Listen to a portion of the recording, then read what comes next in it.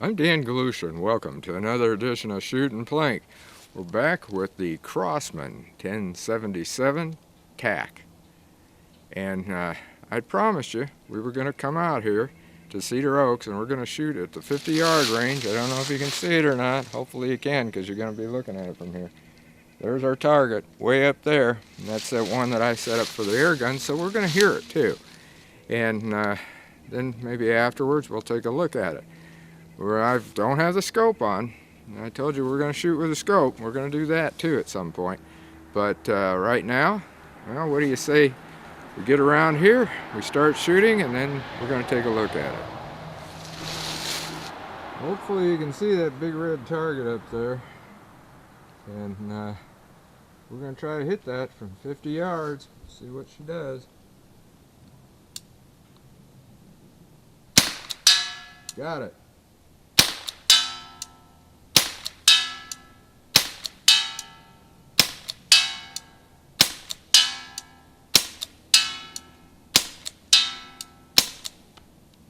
That one didn't.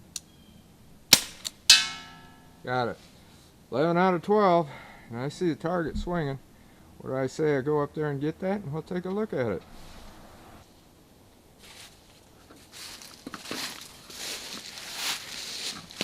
Well, just for the heck of it, before I show you the target, I found where the pellets didn't fire. That's why they didn't hit that. That's why it sounded the way it did. They just did not come out of the magazine.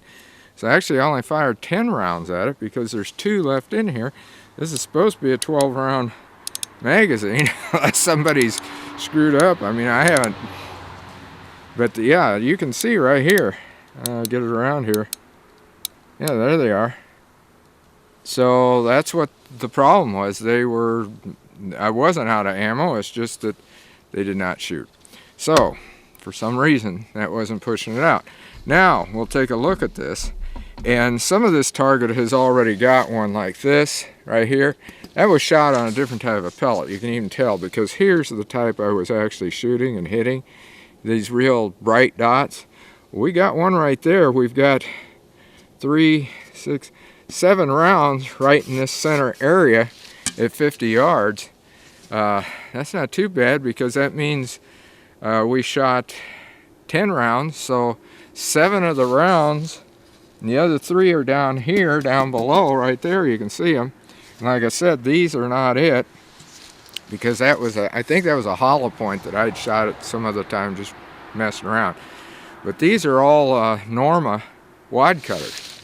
So, as I said, they evidently, and you're setting right away, right on beside where I was shooting, that's why you could see the distance up there. Of course, now I got it down, it's down here. But yeah, there's still a couple of rounds in there.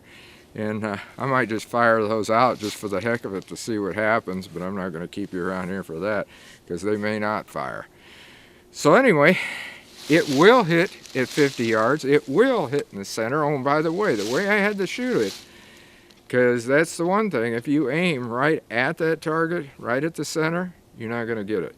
You have to aim several inches above that. In fact, where I had to aim it, and that's probably why, but that's another one of those others that I shot. I had to aim right up in here in order to hit down here. So it will make the 50 yards. You just have to shoot just a little bit higher.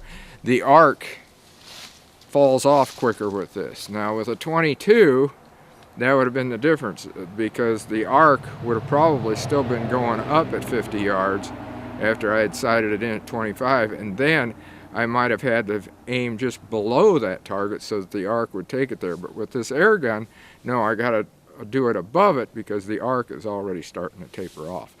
Anyway, that's what I did with it. She will reach 50 yards. We can definitely see that. And I can remember that the regular 1077, I think, did too, and it didn't do too badly. There's one thing too I want to bring up to you right now. The thing that I like over the old 1077 as opposed to this is right here. This is much harder to get that CO2 in and tighten it down. This slot on top, make sure you get a big screwdriver, really. That's the best way to do it. And I would say have a long one. They'll go above the barrel and tighten it in. And of course, don't put your magazine in. Keep it empty just like this until you do get that in, just in case there's some sort of weird accident that happens where it fires it while you're tightening that in. But I do suggest that you do that on this gun. I did this time go in with it without having any problems, but last time I did it, I probably lost a third of the CO2, I'm sure. So until next time, shoot safe and have a great day of plinking.